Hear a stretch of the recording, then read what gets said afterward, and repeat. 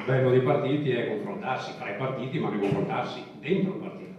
Sbaglia invece chi fa l'altro percorso, quello di dire se ci sono pensieri diversi, chi ha un pensiero diverso lo elimino.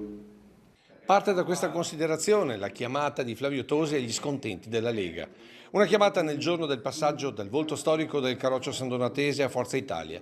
Gianluca Forcolin, già parlamentare, vicepresidente della regione ed ora nella giunta di San Donato Comune Civica, ha detto addio al partito di Salvini per quello del Cavaliere, chiamato da un altro ex leghista, ora coordinatore veneto degli Azzurri. Quello che sto cercando di fare è avvicinare amici, non solo ex leghisti o leghisti, per far sì che c'è un progetto politico serio, fatto di persone competenti e affidabili, e portarle con me in questo progetto, con me e con Forza Italia.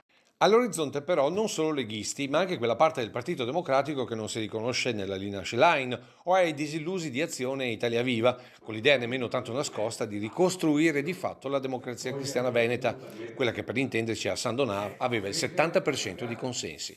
Perché analizzando bene anche alle ultime politiche il partito dell'astensione, ci si è accorti che la fascia non è di indifferenti, ma di elettori moderati che non si riconoscono più in nessun movimento. Ecco perché Tosi fa un altro ragionamento. La DC Veneta è la madre di Forza Italia da un punto di vista programmatico, da un punto di vista della rappresentanza territoriale, dal punto di vista della buona politica, perché la DC Veneta è quella che ha fatto il Veneto insieme alle aziende e alle famiglie. Forza Italia è l'erede naturale di quel bagaglio politico. Ed è con questo concetto che Tosi punta per il 2024 alle europee, alle amministrative in diversi comuni e alle rinate province, anche se il bersaglio grosso è già fissato per il 2025.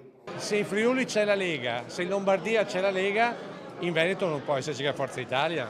Allora, questo sarà il tavolo nazionale a deciderlo. Il primo tema è ci sarà o non ci sarà il terzo mandato, che per Luca Zaia in realtà sarebbe il quarto. E quello è un tema nazionale. Come nazionale sarà la scelta dei governatori, ci sarà un equilibrio nazionale ed è chiaro che dipende anche da noi. In base a quello che noi dimostreremo come Forza Italia potremo poi provare a chiedere in chiave prospettica.